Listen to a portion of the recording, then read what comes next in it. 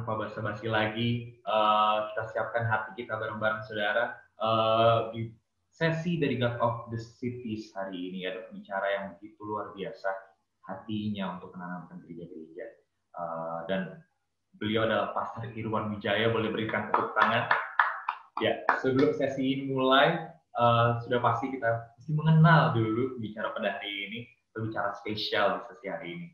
Bersama-sama kita siapkan hati, Bapak Ibu Saudara, akan ada tayangan video.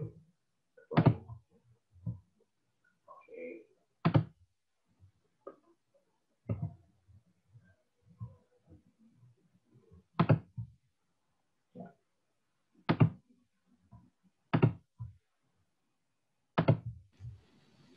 Kenapa ya bunyi-bunyi itu, Aldi? Oh, ini mau di-share screen. Ada komputer sound, ya, suara untuk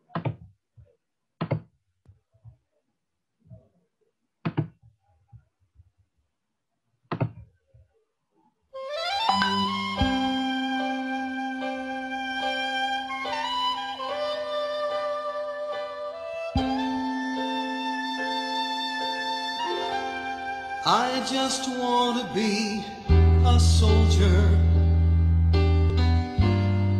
in the army of the King, just a good and faithful soldier who's given Christ his everything.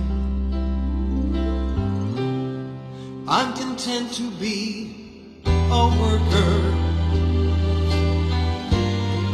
in the vineyard of the Lord, to hear him say, "Well done, my servant." That's all I ask as my reward. I don't want to be a superstar seeking fortune or fame. I am richer than this world by far. Just pray one prayer in Jesus' name. I would rather be a doorman in the household of the Lord than to be that wealthy poor man whose soul is sold and bought the world. To live a simple life for Jesus, that's all I ask and all I need. To reap a harvest if he pleases, or be the one who plants the seed. I don't want to be a superstar seeking fortune or fame. I am richer than this world by far. Just praying one prayer in Jesus' name. And if I die for him tomorrow, don't cry for me when I am gone. Don't lay me down with words of sorrow. I'm just a soldier going home. Don't lay me down with words of sorrow.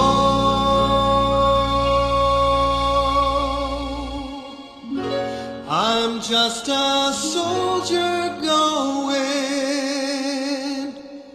home. Just a soldier going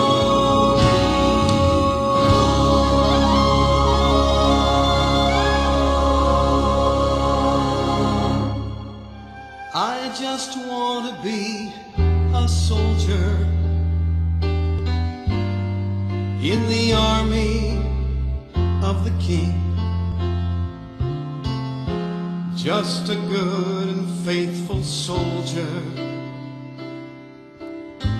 who's given Christ his everything. I'm content to be a worker in the vineyard of the Lord, to hear him say, well done, my servant. That's all I ask as my reward. I don't want to be a superstar seeking fortune or fame. I am richer than this world by far. Just pray one prayer in Jesus' name. I would rather be a doorman in the household of the Lord than to be that wealthy poor man who sold his soul and bought the world. To live a simple life for Jesus,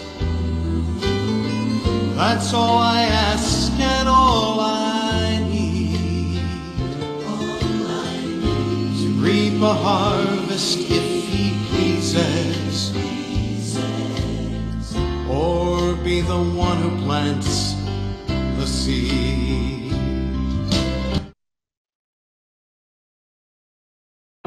Baik, ya.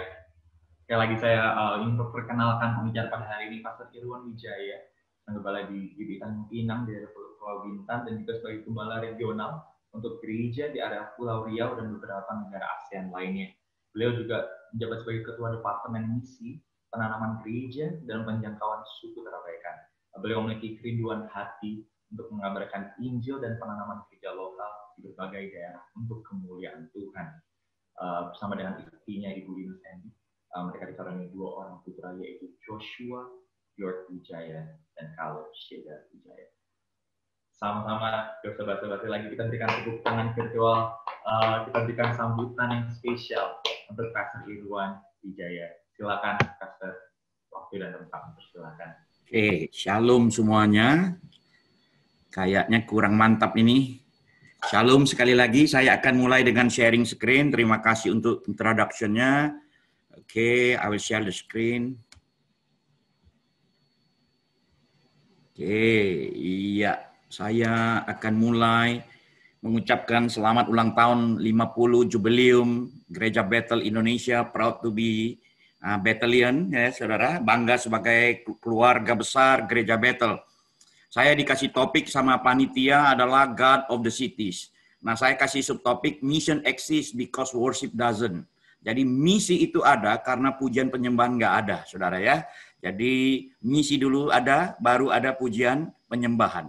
Nah, saya ini background saya, saudara ya. Jadi selain menggembala, saya juga mission director dari Gereja Bethel yang di Singapura atau Bethany Church Singapura, gembala di gereja lokal, Gereja Bethel Indonesia GBI My Home Tanjung Pinang di Kepulauan Riau.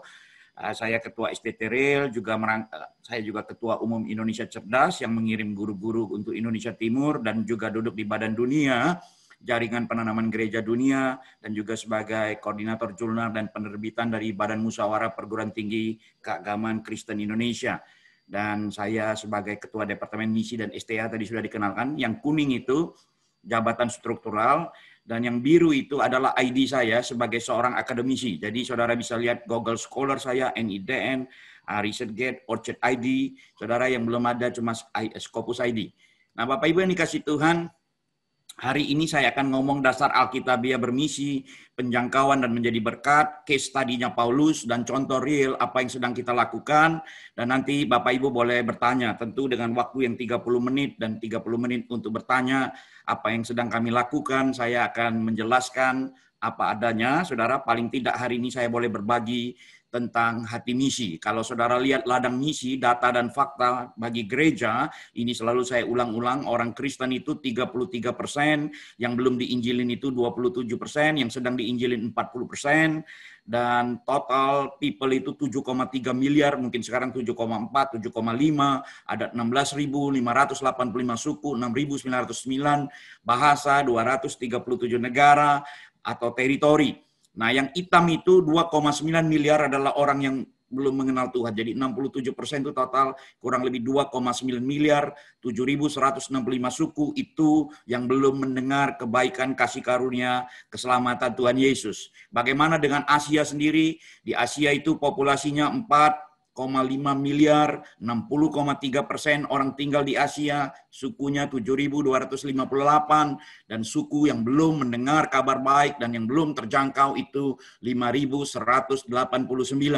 Nah, Bapak Ibu yang dikasih Tuhan, sore hari ini data terbaru yang dikeluarkan 2 tahun yang lalu oleh Joshua Project. Mereka kasih nama The Kunming Circle. Jadi ada satu kota di China itu Kunming, kalau ditarik garis lurus diameter 3.750 km, berbentuk lingkaran. Lingkaran itu luasnya adalah 1/10 dari luas seluruh dunia, tapi populasinya adalah 50% dari penduduk dunia. Jadi di lingkaran itu saja kurang lebih ada 3,6,5 miliar, saudara. Dari 3,6 miliar itu hanya 1/8, saudara, orang Kristen. Artinya kurang lebih sekitar 450 juta. Dan 450 juta orang percaya itu pasti juga ada yang sungguh-sungguh, ada yang tidak sungguh-sungguh. Artinya tugas dan tanggung jawab gereja itu sangat besar. Terus bagaimana dengan Indonesia? Kita sudah tahu nanti, saudara. Nah, saya mau ambil Injil dari sudut pandang misi. Jadi, bagi orang misi itu sebenarnya Injil itu dibagi 3 bagian, saudara. Ada introduction, ada plot atau body atau conclusion. Nah, introduction-nya dari mana, saudara? Dari Kejadian 1, ayat 1 sampai 11, saudara. Kejadian 1 sampai 11, mulai dengan kejadian diakhiri dengan penghakiman Babel dan tercerai-berai umat manusia dan munculnya ras bangsa-bangsa. Bodinya di mana, saudara? Isinya, intinya adalah Kejadian 12, di mana Tuhan bangkitkan Abraham, sampai dengan Kisah Para Rasul 1, di mana Tuhan sibuk mencari, menyelamatkan. Nah, penutupnya apa? Konklusinya, sejarah umumnya, yaitu turunnya Roh Kudus, pesan kabar baik untuk semua orang, dari mulai Kisah Rasul 2, sampai Kitab Wahyu, di mana semua suku, kaum, dan bangsa akan dikumpulkan di bawah kaki Tuhan. Nah, saudara ini kasih Tuhan, dengan 3 bagian ini, saudara, kita mau lihat sebentar bagaimana nubuatan gereja di Perjanjian Lama. Kalau kita lihat di Kejadian 22 ayat 18 dikatakan, oleh keturunan mula semua bangsa di bumi akan mendapat berkat karena engkau mendengar firman-Ku. Yang Kejadian 26, aku akan membuat banyak keturunan seperti bintang di langit. Nah, Yesaya pasal 2 ayat 2 sampai 3, akan terjadi pada hari-hari yang terakhir, gunung tempat rumah Tuhan akan berdiri tegak di hulu gunung-gunung dan menjulang tinggi di atas bukit-bukit. Segala bangsa akan berduyun-duyun ke sana. Nah, Bapak Ibu yang dikasih Tuhan, dengan demikian kita konklusi Perjanjian Lama, kita ambil contoh 1, Mazmur 22 ayat 27-28. Segala ujung bumi akan mengingatnya dan berbalik kepada Tuhan. Dan segala kaum dari bangsa-bangsa akan sujud menyembah di hadapannya. Sebab Tuhanlah yang mempunyai kerajaan, dialah yang memerintah atas bangsa-bangsa. Terus Yesaya bilang apa, saudara? Demikianlah ia akan membuat tercengang banyak bangsa, raja akan mengatupkan mulutnya melihat dia, sebab apa yang diceritakan kepada mereka akan mereka lihat, dan apa yang tidak mereka dengar akan mereka pahami. Nah, saudara, sekarang pertanyaan, di mana gereja ditanam? Di dalam Perjanjian Baru, ketika Roh Kudus turun, kamu akan menjadi saksiku, Yerusalem, Yudea, Samaria, sampai ke ujung bumi. Yerusalem adalah tempat kelahiran gereja pertama. Kemudian penganiayaan menyebar orang percaya di seluruh kekaisaran Romawi. Beberapa murid ini pergi ke Pulau Siprus, Kisah Rasul 11, saudara. Kisah Rasul 13, gereja di Antioquia menaati Roh Kudus dan mengutus Paulus dan Barnabas untuk pelayanan. Paulus memulai gereja kemanapun dia pergi. Ini asal mula gereja di dalam Perjanjian Baru, saudara. Kita lihat faktanya, saudara ya. Gereja di dalam perjanjian baru di mana? Jemaat mula-mula di Yerusalem. Habis itu apa lagi, saudara? Jemaat Kristen, Yahudi yang partikularis, saudara. Kalau saudara Galatia 2 ayat 4 itu ada jemaat Kristen, saudara palsu yang menghambat. Habis itu di mana lagi? Jemaat Kristen peranakan Yunani, Yahudi diaspora. Habis itu jemaat Kristen orang-orang yang kafir atau bangsa-bangsa lain. Jadi ini juga menjadi dasar buat kita bermisi, saudara. Jadi menjadi misi reguler, misi bangsa-bangsa, misi suku terabaikan, misi suku terasing, dan misi untuk kantong Kristen. Nah, saudara yang dikasih Tuhan, ini tadi empat biji ini ya. Nah, kalau sekarang kita lihat bagaimana perjalanan Paulus dan perjalanan misinya dan penanaman gereja. Kalau kita lihat ada kota Tarsus, Antiok, Troas, Tesalonika, itu semua kota pelabuhan, saudara. Ada Roma, itu kota politik. Ada Athena, itu kota budaya. Ada Filipi, itu kota kunci menuju Makedonia atau Eropa. Ada Korintus, saudara, itu kota kunci masuk ke Akaya. Dan Efesus, itu kota kunci menuju Asia.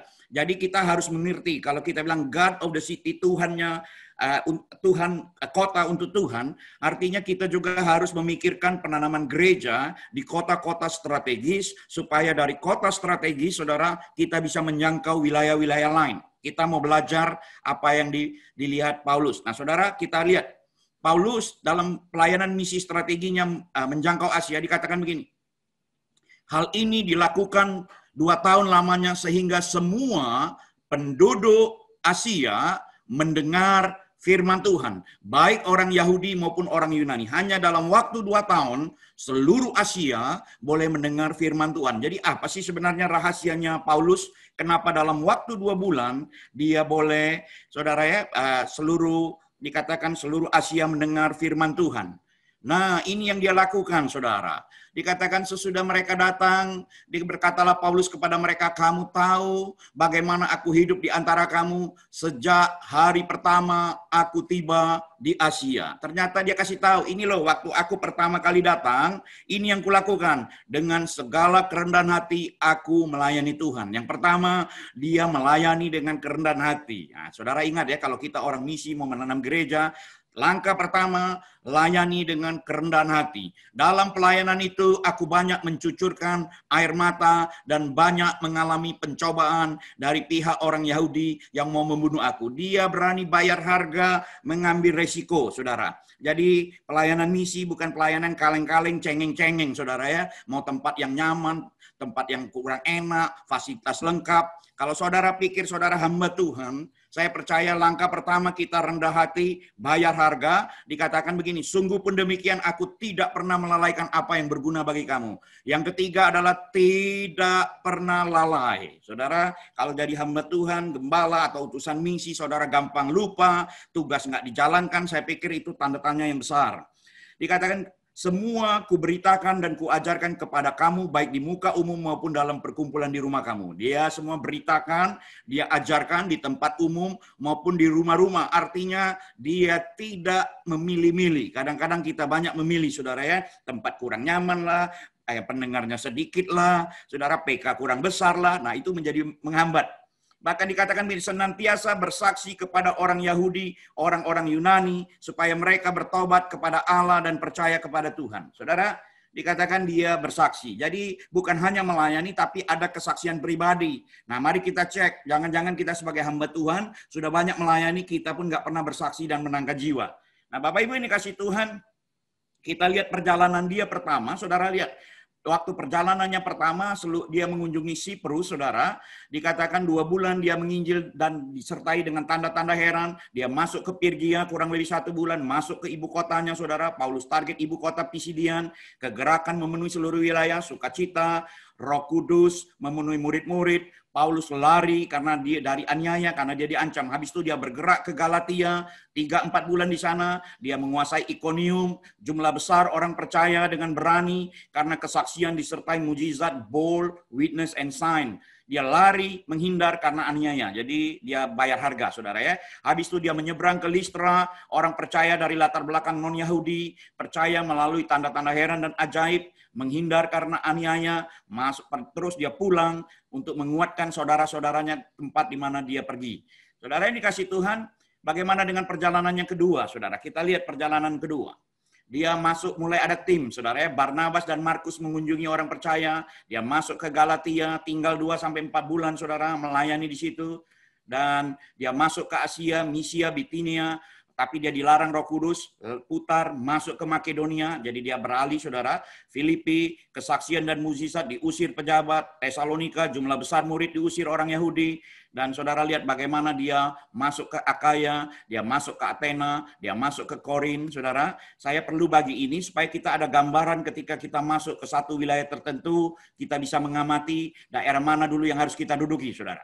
Nah, saudara, perjalanan dia ketiga ini agak lebih lama, saudara. Tapi saudara perhatikan, dia masuk ke Galatia dan Frigia, sekali lagi kunjungan ulang beberapa minggu sampai bulan. Dia masuk ke Asia, tadi yang dia bilang 2 tahun, mereka tinggal sampai 3 tahun, saudara. Karena mereka menguatkan di Efesus, saudara, training. Dia buka tempat-tempat pelatihan, saudara, sampai semua Asia mendengar Injil. Efesus jadi pusat, dia bergerak ke Makedonia, tinggal 4-5 bulan. Ilyricum terjangkau, semua terjangkau, saudara lihat ya. Bahkan Efesus, bahkan sampai dia bilang mulai dari Illyricum sampai ke Yerusalem. Sudah tidak ada tempat lagi, saudara bayangkan. Jadi dia melayani sampai sudah nggak ada tempat lagi. Setiap kota, setiap villa, setiap desa, saudara, sudah diduduki. Roma 15 ayat 23 bilang, tetapi sekarang karena aku tidak lagi mempunyai tempat kerja di daerah ini. Dalam bahasa Inggrisnya bagus.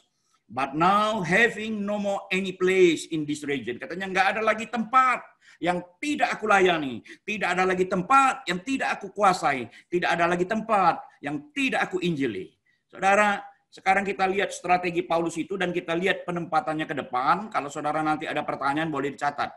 Perjalanan pertama dia apa, saudara? Dia perbanyak orang percaya. Paulus dan Barnabas sebagai penginjil keliling tidak meninggalkan pemimpin, saudara, tapi dia kembali lagi untuk mengunjungi. Dia banyak bersaksi dan menginjil. Jadi langkah pertama, saatnya memenangkan banyak jiwa, perbanyak orang percaya. Jadi kalau saudara sudah ada target wilayah tertentu, saudara fokus, mulai kunjungi, mulai layani, mulai masuk, saudara ya, perbanyak orang percaya. Lihat perjalanan dia kedua. Perjalanan pertama ini seperti utusan misi kita utus, saudara ya, menangkan jiwa, kita bentuk sel grup, saudara ya, pemuritan, sel grup berkembang dan menjadi gereja yang utuh. Harusnya kita itu seperti itu, bukan kalau gereja pecah langsung disamber. Banyak kan saudara orang punya cabang banyak, tapi ngambilnya pecahan orang atau apa gitu. Nah saya sebagai orang misi, kami lebih senang orang itu diutus, memenangkan jiwa, memuridkan. Makanya misi dan pemuritan itu sejalan, saudara ya. Ini yang saya tulis. Langkah yang harus diambil, apalagi di masa-masa ini, penguatan utusan misi dan pemuritan. Makanya ketika awal Maret saya menulis menstimulasi praktek gereja rumah di tengah pandemik. Ini di Jurnal Kurios. Jadi saya bukan hanya orang lapangan, saudara, tapi saya juga akademisi. Dan ini Sinta 2. Dan saudara lihat itu kemarin saya waktu riset Gate tulisan itu dibaca 9.000 kali, saudara ya. Nah, saudara, jadi misi artinya apa? Misi harus jalan terus walaupun kondisinya seperti ini, saudara ya. Konten firman Tuhan itu pasti nggak berubah, saudara ya. Tapi konteks di mana saja harusnya. Kita nggak pilih-pilih tempat. Kontainer itu disesuaikan. Mau di pasar, di hotel, di mana ya. Jadi konten itu yang tidak boleh berubah. Nah, Bapak Ibu yang dikasih Tuhan, lihat strategi misi Paulus yang kedua. Perjalanan Paulus yang kedua, apa yang dia lakukan? Dia multiply leaders. Perjalanan dia kedua adalah melipat gandakan pemimpin. Sekarang jadi 2 tim, saudara ya. Paulus, Silas, dan Lukas. Saudara bisa lihat di Kisah Rasul 16. Paulus, Silas, dan Timotius. Saudara lihat itu. Saudara, satu kali mereka ketakutan. Saudara, kalau saudara lihat di dalam Kisah Rasul 18 ayat 10, waktu Paulus ketakutan, Tuhan ada bilang apa, saudara? Di sini banyak orang di kota ini. Nah, saudara bayangkan itu, ternyata Paulus kaget, saudara. Ternyata orang-orang yang mendengar firman Tuhan lebih awal itu menjadi percaya. Jadi waktu perjalanan keduanya, dia melipat gandakan pemimpin. Nah, ini yang sering kali kita lupa, saudara. Jadi kalau kita rindu gereja kita bermisi atau BPD kita bermisi, saudara, atau gereja kita bermisi, yang pertama orang percayanya harus diperbanyak, yang kedua melipat gandakan pemimpin. Dia memenangkan Aquila dan Priscilla, bukan hanya pemimpin gereja, tetapi juga misionaris. Saudara lihat ya, misionaris lainnya bisa dilihat di Korintus, saudara, di Tesalonika dia bisa menangkan Fortunatas, Akaya, Aristarchus, saudara, Sostenes, Sopater, Secundus, Crispus, itu semua nama-nama itu, saudara ya. Apolos sebagai generasi kedua, saudara bisa lihat. Dari sini apa yang bisa kita pelajari, saudara? Kami ini contoh aja, saudara, yang kita lakukan. Jadi kita juga bergerak, saudara ya. Biasanya kita bergerak ke setiap tempat, saudara, yang ada jalur transportasi. Tadi Paulus buka kota-kotanya pertama di mana, saudara? Kota pelabuhan. Artinya ada transport yang gampang. Nah, ini salah satu contoh di Kepulauan Riau, Bapak Ibu. Ini jalur kapal Pelni, saudara. Tanpa kita rasa, saudara, hampir semua kota kecamatan yang di stop Pelni, saudara, kita boleh mengutus orang dan menanam di sana. Oke. Nah, ini contoh lagi, saudara. Satu kali kami utus waktu Natuna, itu saya sendiri buka beberapa tahun yang lalu, saudara ya. Pergi ke sana, kami puasa 3 hari, memuji, menyembah, saudara. Puasa pokoknya sampai kami ketemu orang damai. Tentu kalau mau bermisi, harus ada orang connecting people-nya yang kita sebut orang damai. Itu dari Matius 9, Matius 9, Lukas 9, 10, saudara ya. Nah, saudara ini kasih Tuhan. Dan orang itu hari pertama ketemu, hari kedua ketika kami masih doa puasa, dia mengantar kue taruh di depan kamar kami, saudara. Nah, saya langsung bilang ini orang damai, orang ini harus dimenangkan, orang ini harus di follow up. Nah, dari situ sekarang ada gereja, saudara, ada sekolah, ada macam-macam. Ini tim yang ada di Pulau 7 yang tadi kalau di jalur kapal, ini semua mereka, saudara. Ini contoh aja. Habis itu dari Natuna kami kirim yang janggotan ini, saudara, ke Anambas. 4 hari dia harus tinggal di pelabuhan karena tidak ada contact person sampai menemukan orang damai. Orang menawarkan tinggal di gudang dan pemilik gudang istrinya kerasukan, kesurupan, saudara. Habis itu dilayani dan akhirnya sekarang jadi gereja. Nah, saudara ini kasih Tuhan, strategi misi Paulus yang ketiga dikatakan perjalanan ketiga dia membimbing pemimpin untuk melipat gandakan gereja. Kalau yang pertama tadi memperbanyak orang percaya, yang kedua tadi saudara dikatakan melipat gandakan pemimpin, yang ketiga sudah membimbing pemimpin untuk melipat gandakan gereja. Nah, saudara lihat strategi regional yang berbasis di Efesus dan mengutus orang lain dalam 3 tahun menjangkau seluruh Asia. Gereja Efesus mungkin adalah gereja induk dari 6 gereja lain yang di kitab Wahyu itu, saudara ya. Ada Tiatira, saudara, Philadelphia. Kemungkinan Efesus adalah rayonnya, saudara ya. Nah, Paulus menulis gereja-gereja Kolose dan Laodikia, tapi belum pernah bertemu dengan mereka. Jadi gereja itu sudah berkembang juga, saudara. Nah, apa yang kita pelajari, saya mau lihat, saudara, ini yang kami lakukan di Malaysia, saudara. Ketika saya menangkan 1 jiwa di Malaysia, itu di Malaka, dari orang yang mau bunuh diri. Dari situ kami terus berkembang, dan sekarang mungkin ada 60 lebih gereja, saudara, dengan jemaat sudah ribuan, dan kami Natalan 3 tahun 1 kali, saudara. Ini Natal terakhir kayaknya. Ups. Kita lihat sebentar ya.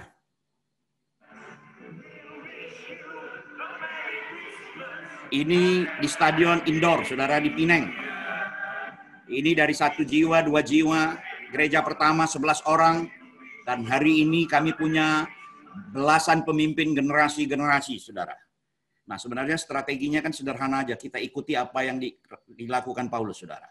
Strategi Paulus yang berkembang apa? 1, dia mendirikan basis regional pelatihan, saudara ya. Contoh mengajar, mentoring by life, pertemuan besar kecil, fokus utamanya berbagi pertobatan dan iman, firman harus bertumbuh dan menyebar, berlipat ganda. Sangat sederhana, saudara. Roh Kudus adalah pemimpin, mengandalkan Roh Kudus, saudara lihat, hampir 57 kali dia merujuk kata Roh Kudus, saudara ya. Paulus menginvestasikan hidupnya pada orang, bagi hidup. Bukan menggerogoti hidup orang, saudara ya. Kalau saudara jadi gembala misi, engkau juga harus berbagi hidup supaya utusan misimu itu boleh berkembang. Bukan engkau menggerogoti, saudara ya, di ladang misi mengambil keuntungan. Catat itu Bapak Ibu yang dikasih Tuhan. Paulus memperdayakan para pemimpin dan menyerahkan mereka kepada Tuhan. Nah, saudara, kami punya training, saudara, namanya pusat orientasi apostolik Bethel, saudara, dulu pusat orientasi apostolik Batam. ini memang lahir dari pelayanan misi. Jadi hampir sama dengan SMPD, saudara, tetapi ada modifikasinya. 30% berbicara soal penanaman gereja, pertumbuhan gereja, model penginjilan, model-model misi. 30% kami bicara soal uang, karena uang ini sesuatu yang dianggap saudara mungkin nggak penting, tapi ini sangat penting, saudara ya. Bagaimana misionari menyikapi model-model keuangan gereja, keuangan misi, money mission, saudara, increase your income in the mission field, macam-macam, saudara, soal keuangan. Ini kita pelatihannya 3 bulan. Jadi dari latar belakang apapun welcome sebelum diutus, saudara ya. 30% nanti baru berbicara soal survival life, missionary profile, character calling, etnografi, worldview, geografi, wawasan Indonesia. Bahkan untuk ke bangsa-bangsa kita persiapkan satu topik namanya immigration matter. Bagaimana kita berurusan dengan imigrasi, apa yang harus kita lakukan kalau kita ke misalnya sampai nggak bisa bergerak lagi. Ini semuanya. Nah 10% barulah kita bicara soal pastoral, saudara ya. Pastoral tentu yang ada di GBI, saudara. Ya, doktrin-doktrin, terus homiletik, hermeneutik itu untuk mengulang sedikit konseling, baptisan dan lain-lain. Nah, kami juga punya prinsip, saudara, filosofi konsep dalam pelayanan misi. Kami ambil contoh aja hanya untuk 3 konsep, saudara. Yang pertama Mongolia, ketika kami mengutus satu misionaris, mereka nggak akan pulang sebelum berhasil. Itu namanya one way ticket. Sama dengan tentara Mongolia, saudara, menduduki banyak wilayah, ternyata mereka tidak akan pernah pulang. Mereka bakar dulu kapal mereka, karavan mereka, sebelum mereka menang. Mereka tidak akan pernah pikir untuk pulang. Yang kedua, kita adopsi tentang sistem militer Roman Centurion, saudara ya. Dia pembaca peta ulung. Jadi ini cuma hanya konsep, saudara. Jadi orang misi itu harus jago melihat situasi, jago membaca peta, supaya kita nggak jadi bulan-bulanan, saudara ya, dan menemukan platform untuk kita supaya bisa bertahan dan bergerak.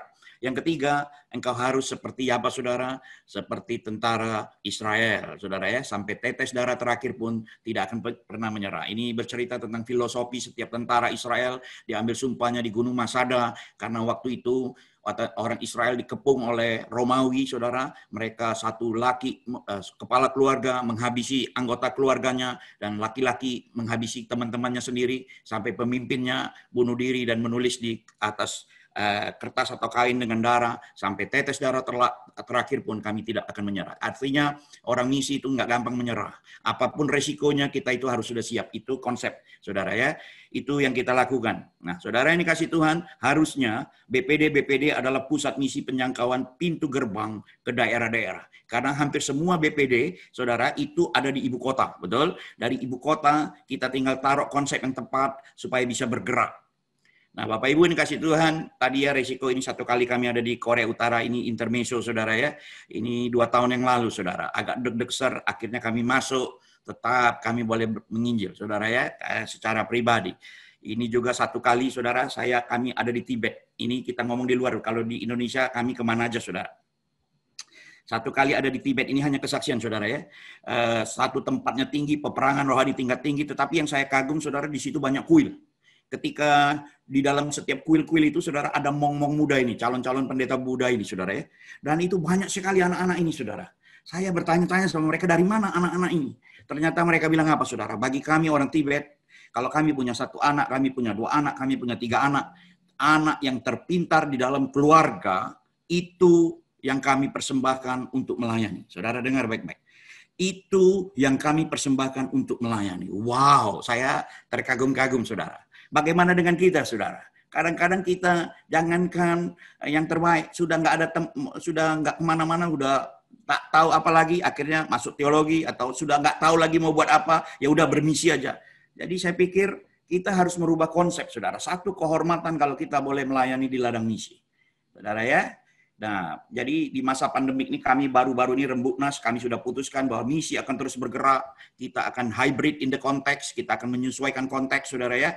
New platform to survive, menemukan platform yang baru untuk bertahan, menambah skill yang baru, additional skill termasuk ketahanan pangan, dan kita melihat ini sebagai satu kesempatan. Nah, ini contoh, saudara ya. Ini pulau-pulau yang terdekat pun kita ini nggak tahan untuk bersaksi, saudara ya. Sebab apa, saudara, kita kalau nggak bersaksi itu kayaknya kurang afdol, nggak bisa tahan mata ini untuk melihat. Dan ini pengalaman pertama saya, saudara, memimpin perjamuan kudus dengan celana pendek, saudara, karena kapal pompong, hujan, basah, saudara.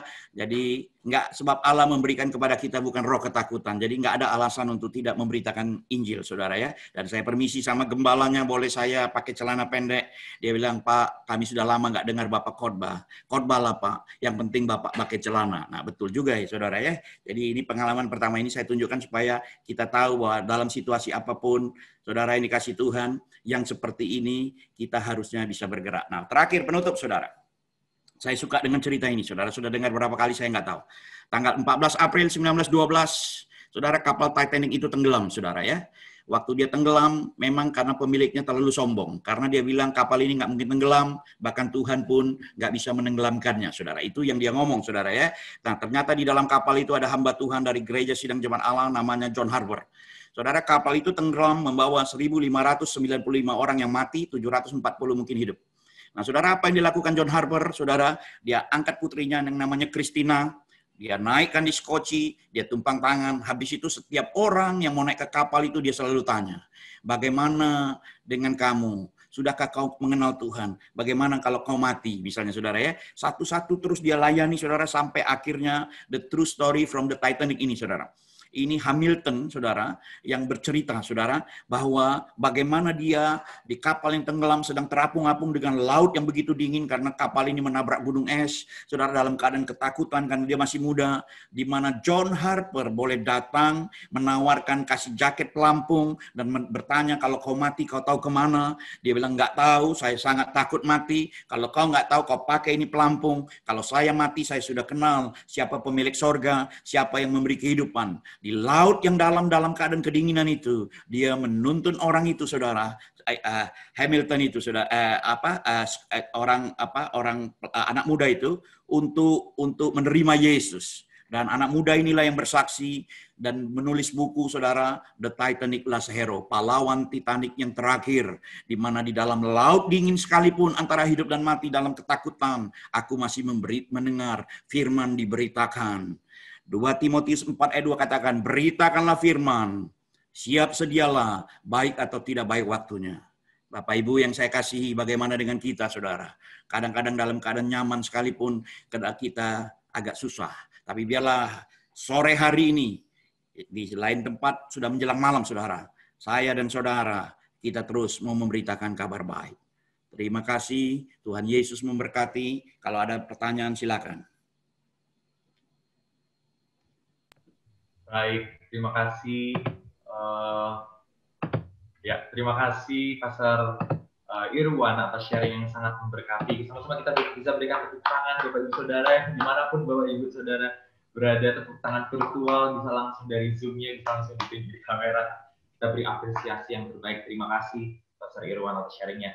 Oke, baik. Dalam waktu yang ada, yang tersedia waktu sisa ini, sebelum kita menyelesaikan sesi dari breakout room session dari Data Cities, kami akan membuka sesi Q&A. Bapak Ibu Saudara, sekali lagi jika Bapak Ibu Saudara punya pertanyaan mengenai dari sesi hari ini, bisa langsung tulis di chat box. Oke, baik Pastor, sudah dirangkum beberapa pertanyaan. Dan ini ada pertanyaan pertama. Oke, baik. Ya, pertanyaan pertama. Apa yang harus kita lakukan selain berdoa ketika kita memiliki kerinduan untuk menginjil baik di dalam negeri maupun di luar negeri, namun bingung, tidak memiliki channel tim pelayanan, dan apa mesti dengan cara nekat atau dalam tanda kurung jika dituntun Roh Kudus atau berjalan sendiri? Terima kasih. Pastor Irwan? Oke, langsung ya. Ya, baik. Jadi pertanyaannya, kalau mau bermisi mesti apa selain berdoa? Yang saya tahu pasti ketika Tuhan taruh di hati saudara, ada visi. Makanya cari kemana saudara mau diputus. Kemana saudara mau pergi, kemana saudara mau terlibat. Artinya harus ada data.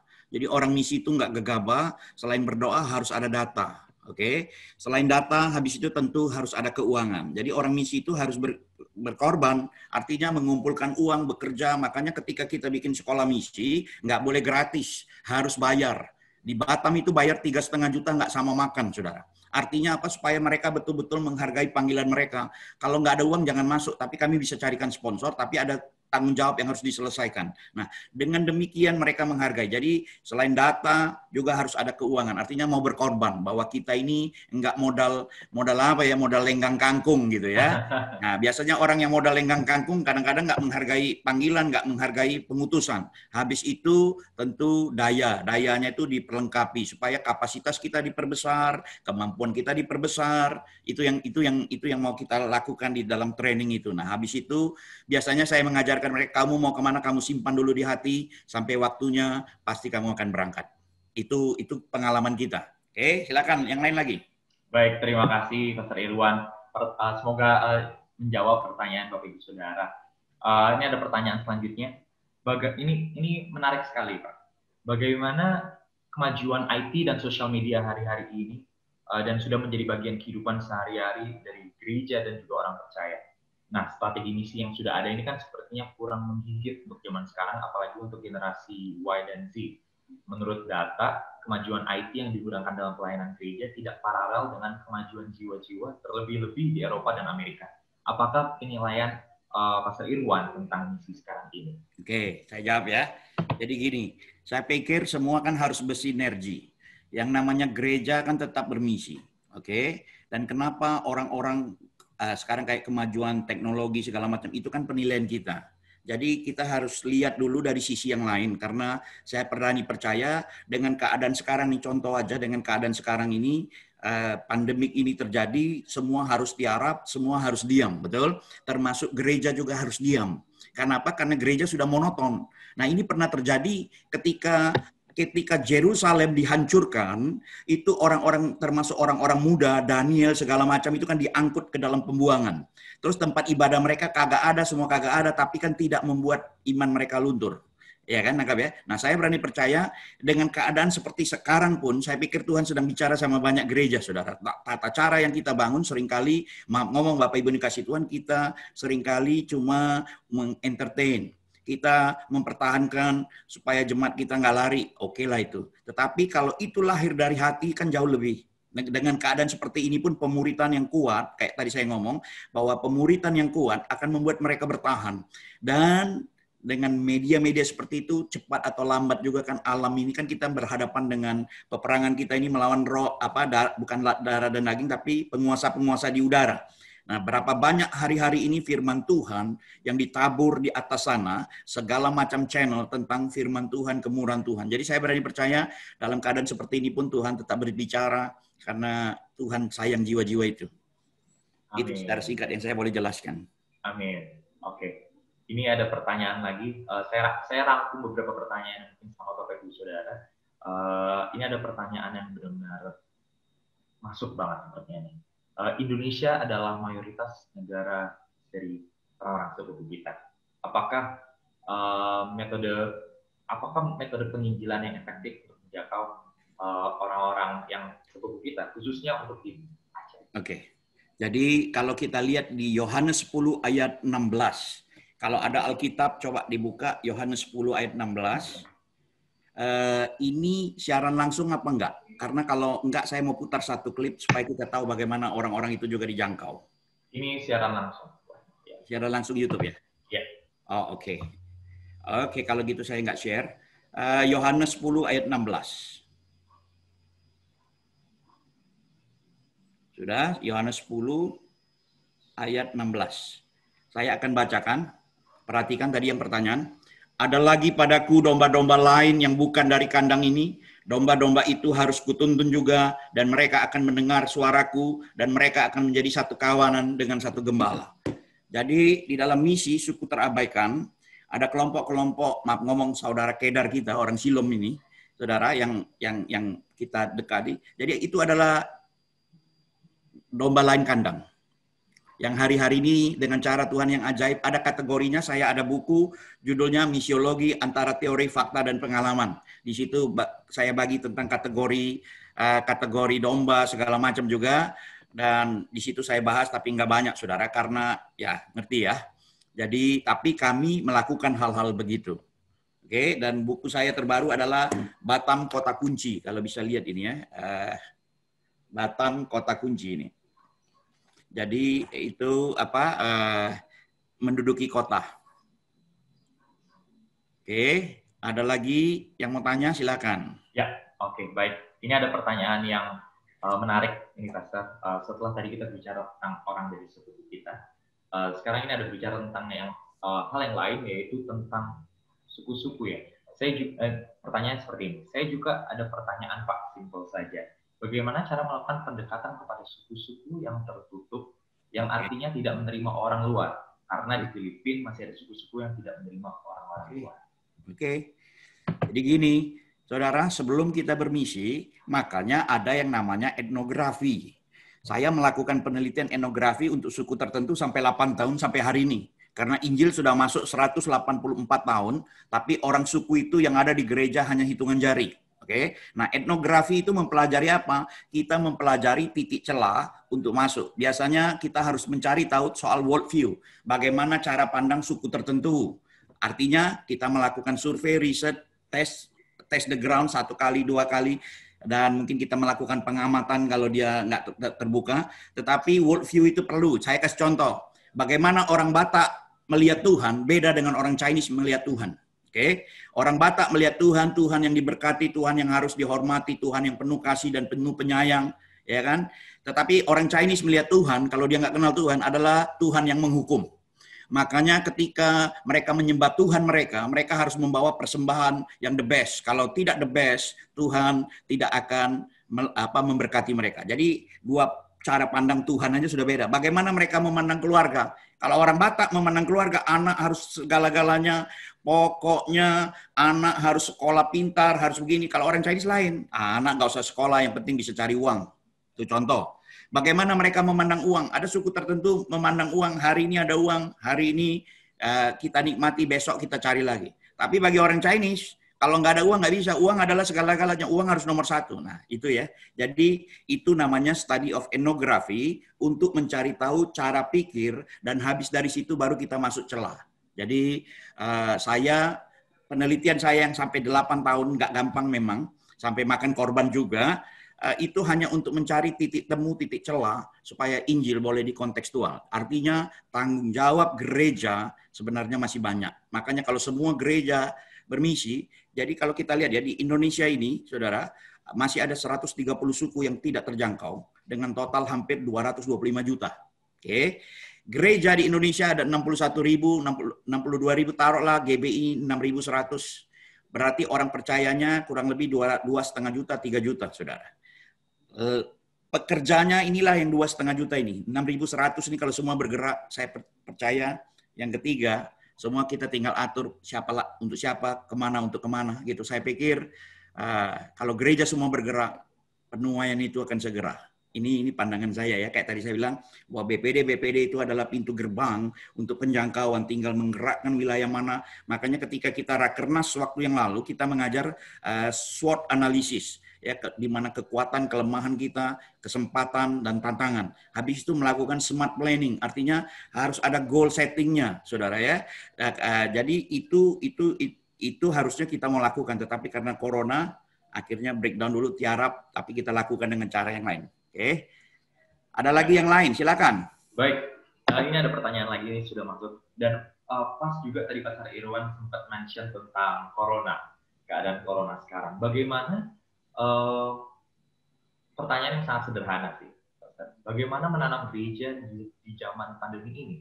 Mungkin kan ada keterbatasan, mungkin susah untuk ke lapangan karena mesti jaga jarak dan apapun. Dan sekarang juga gereja beralih menjadi online. Oke. Sebentar saya ambil data Rembuknas, saya bagi sebentar ya supaya paling tidak tahu dalam arti kata ini loh yang kami pikirkan ketika corona ini bikin kita berpikir terus apa yang mau kita lakukan. Jadi kami melakukan rembuk nasional sebentar ya, saya cari dulu rembuk nasional. Oke, rembuk nasional mana nih?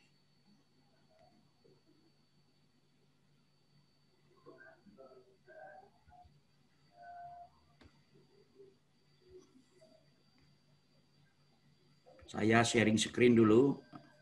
Mungkin yang ikut rembuk nasional sudah pernah, tapi saya ulangi lagi pun nggak apa-apa. Keluar ya? Ya. kita kemarin rembuk nasional. Nah, oke. Ini saya ingat betul, sebelum memasuki tahun 2020, di dalam satu pertemuan sama tim, kami menulis tentang repositioning mission in the postmodern culture. Mereposisi misi untuk postmodern culture, karena ya itu tadi ya, millennial kills everything, dari 2016 sampai 2019 itu orang sibuk ngomong millennial kill everything. Termasuk Nokia pun tewas, saudara, karena mereka nggak sempat berubah. Jadi saya pikir kami menulis itu supaya gereja memikirkan ada mereposisi misinya ini. Ternyata sebelum millennial kills everything, saudara, corona kill everything. Nah, corona datang membuat semua berubah. Habis itu saya menulis menstipulasi praktek gereja rumah ini, yang tadi dibaca hampir 9.000. Nah, jadi sebenarnya dari dulu kan sudah ada semua ini. Tidak ada sesuatu yang baru, 100 tahun yang lalu juga sudah ada Spanish flu, kolera, pandemi, Plague of Marseille. Sekarang kita mau berubah apa enggak ini tadi yang tanyakan bagaimana menanam gereja, survive or die. Oke, makanya kita bilang sekarang menanam gereja dengan 5G. Saudara, kisah 18 kan ini menjadi saksi. Terus bagaimana kita bersaksi? Pasti Tuhan tahulah bagaimana kita berdiam dan tinggal di rumah, jangan tinggalkan kota. Saya sendiri ngalami kena COVID sampai swab 3 kali, saudara ya. Itu klaster kita. Bagaimana hamba-hamba Tuhan harus berdiam dan jadinya apa? Itu saya cuma mengingatkan bagaimana Yunus berdiam juga, kota Niniwe bertobat, kira-kira begitu ya untuk nah ini yang kami lakukan sebenarnya. Nah ini tadi, saudara, perlu kita ketahui yang ini. Sukunya sekian banyak, ya, gerejanya sekian banyak. The task in perspektif, tugasnya seperti itu. Jadi kalau kita mau, sebenarnya kita bisa melakukan. Itu yang keadaan normal. Oke. Bagaimana gereja supaya utusan bisa hidup ya? Oke, saya cepat. Nah ini. Jadi yang pertama tadi tetap itu, saudara. Supaya gereja masih tetap bertahan menunggu saat ini, artinya penguatan utusan misi itu perlu. Pemuridan itu perlu dijalankan supaya gereja kuat. 1 Korintus 3 bilang, entah orang membangun di atas dasar emas, perak, permata, kayu, rumput kering, atau jerami, satu kali kelak masing-masing orang akan nampak. Jadi kalau orang yang cuma sibuk tampil di atas, saudara, kebakar, itu seperti kayu, rumput kering. Nah, itu kan barang-barang yang di atas yang kelihatan. Tapi yang emas, perak, permata itu kan yang di dalam bumi, yang prosesnya begitu berat, ketika makin diasah, makin bersinar. Nah, langkah pertama, saya pikir ketika kita berdiam, kita harus menguatkan utusan misi, merubah konsep dulu. Karena kadang-kadang kita kan nggak tahu macam mana kita mau berubah. Tapi ini pemuritan ala misi yang sangat sederhana. Ngikut Kristus, kalau pribadi atau keluarga ya, menerima, menghidupi panggilan, mengalami transformasi diri, menerima, menghidupi panggilan untuk mengerjakan misi Allah.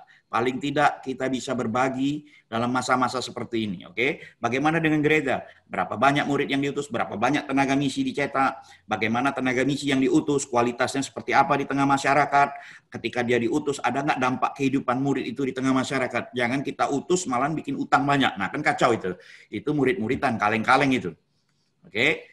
Oke, ini kita lewat. Oke. Nah, yang kedua, kan ada juga zona-zona hijaunya. Mari kita lakukan. Saya sudah travel. Saya dari kemarin setelah berdiam 5 bulan, saya mulai bergerak Pekanbaru. Kemarin kami dari yang paling ujung Sumatera, saudara, dari ujung ke tengah, ke tenggara, saudara, hanya untuk menguatkan, hanya untuk mendengar kesaksian, hanya untuk mendorong. Jadi yang tadi saya ngomong, misi harus jalan terus. Konten tidak pernah berubah, konteks dan kontainer bisa disesuaikan. Terus bagaimana dengan jadi kita akan menabur terus, saudara ya, artinya bergerak terus. Ini tadi. Nah yang ketiga, utusan misi di daerah ini kan perlu kita tolong juga. Karena untuk berpikir, untuk menjangkau pun, untuk bertahan hidup pun kan nggak bisa. Jadi untuk sementara itu. Tetapi di sisi yang lain, saya berani percaya kayak IT, kayak YouTube, kayak itu kan pasti bekerja sesuai dengan wilayah juga. Nah, kami percaya begini, saudara. Ini visi tetap dibagi, ya, merekrut kemarin. Jadi harusnya vision casting, habis itu kita masuk pandemik, saudara. Di pandemik inilah kita melakukan rakernas dengan konsep bahwa kita akan tetap bergerak, tapi kita melakukan penyesuaian, hybrid model. Nah, terus kita anggap new normal ini suatu kesempatan ya tadi itu, hybrid in the context, additional skill, saudara ya, kita menambah itu terus. Kita terus bergerak pokoknya intinya. Nah, habis itu supaya GBI bisa terus menanam gereja. Tawaran solusi yang kita bagi meningkatkan platform ketahanan pangan, meningkatkan penggunaan media sosial, additional skill, dan social gospel. Social gospel ini berbagi, saudara, dengan mereka. Oke, itu yang waktu itu saya sharing. Jadi kalau sekarang pun media sosial bergerak segala macam, saya percaya sekarang ini kan sudah lintas, artinya di lintas kemana-mana ini. Makanya konsepnya bukan 4G lagi tapi 5G. Artinya ada sesuatu yang baru ketika pandemik ini berhenti nanti. Tetapi di tempat-tempat kantong-kantong yang masih kita bisa layani tetap, karena kayak penumpangan tangan, ya kan, pengurapan, fellowship itu nggak bisa diganti, saudara. Jadi saya berani percaya cepat atau lambat kembali normal dan gereja akan terus bergerak. Jadi Bapak Ibu harus tahu, 100 tahun yang lalu setelah pandemik Spanish flu itu masuk masa resesi, habis itu masuk masa depresi. Great Depression itu 1929 sampai 1930. Tetapi waktu itu gereja terus bergerak karena mereka pikir, punya konsep bahwa Yesus mau segera datang karena mereka baru selesai Perang Dunia Pertama, bencana alam, kelaparan, terus gereja bergerak habis-habisan, ya. Nah, sekarang kita kan nggak ngerti nih konsepnya bagaimana, tapi saya pikir gereja juga tetap harus bergerak all out dalam keadaan kayak begini. Wow, haleluya, sangat detail. Pastor Irwan, terima kasih buat jawaban dari pertanyaan itu. Bapak Ibu Saudara, ada pengumuman sedikit tadi nih, sepertinya ada banyak sekali pertanyaan untuk tentang tayangan video untuk di live YouTube ya. Ya, mohon pengertiannya bahwa ini live-nya bukan di acara 5G ini, tapi ada live di YouTube di satu gereja di Gereja Negara. Jadi tetap ditayangkan live, Bapak Ibu Saudara, mohon pengertiannya. Maaf sekali untuk gak bisa share video tadi. Oke, waktu sudah mau selesai. Pertanyaan terakhir, saat kita menutup, ada pertanyaan seperti ini. Jika Tuhan sudah memberikan visi, tetapi tidak didukung dalam finansial, apakah kita hanya butuh iman sebagai tindakan? Bagaimana menurut pengalaman Bapak dan tim tersebut?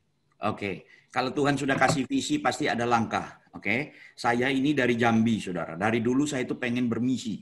Dari 1996 saya sudah memutuskan saya mau terjun ke dunia misi. Bapak Ibu harus tahu latar belakang saya ini peneliti hutan. Dari kecil saya sudah suka hutan, sekolah di jurusan kehutanan khususnya mamalia besar. Oke. Dan ketika saya bekerja di hutan, mengajar di hutan, saudara, berbisnis di hutan, ketika Tuhan panggil melayani juga melayani di hutan, saudara. Ya puji Tuhan lah ya, belum jadi orang hutan ini, saudara ya. Itu kata-kata favorit. Nah, saudara, saya kan pengen bermisi, tapi tidak punya kemampuan. Mau ke bangsa-bangsa juga nggak punya kemampuan. Saya melayani dari satu kampung ke kampung yang lain, saudara ya. Jadi saya mengalami masa-masa paceklik juga, tapi saya terus bergerak. Saya masih ingat, Bapak Ibu, ketika saya diberkati pertama itu diberkati pepaya, ubi, pisang, itu pun saya bawa pulang, saudara.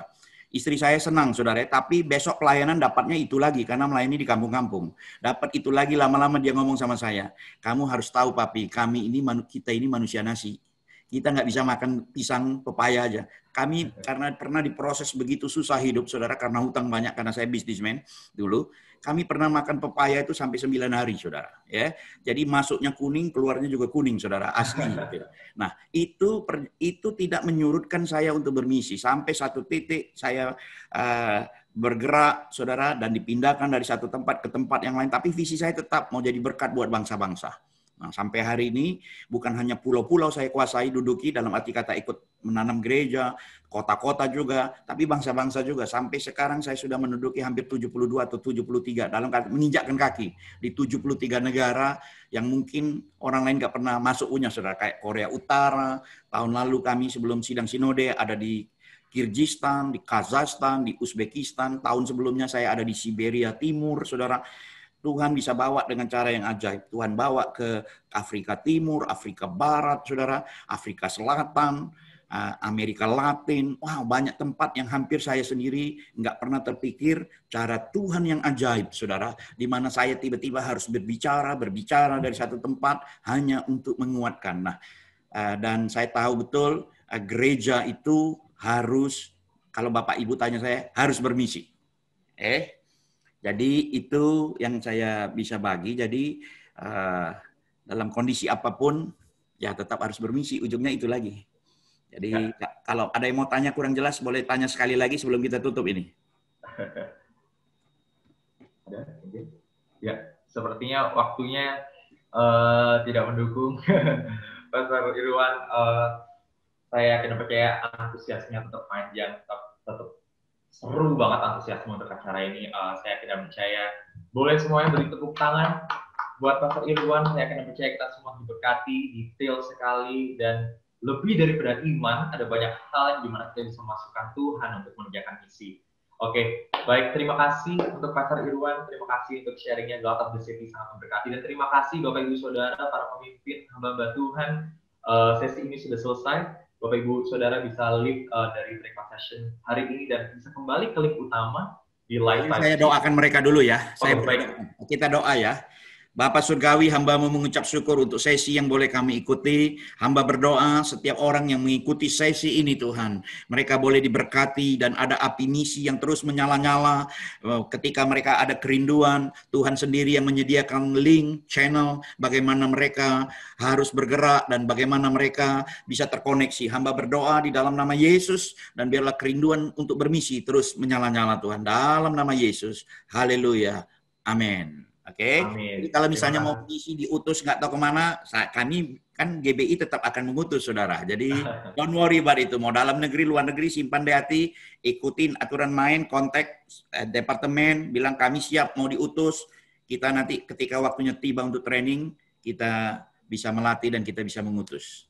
Oke, thank you semua, Tuhan berkati. Terima kasih semuanya, para peserta, Bapak Ibu Saudara, hamba-hamba Tuhan.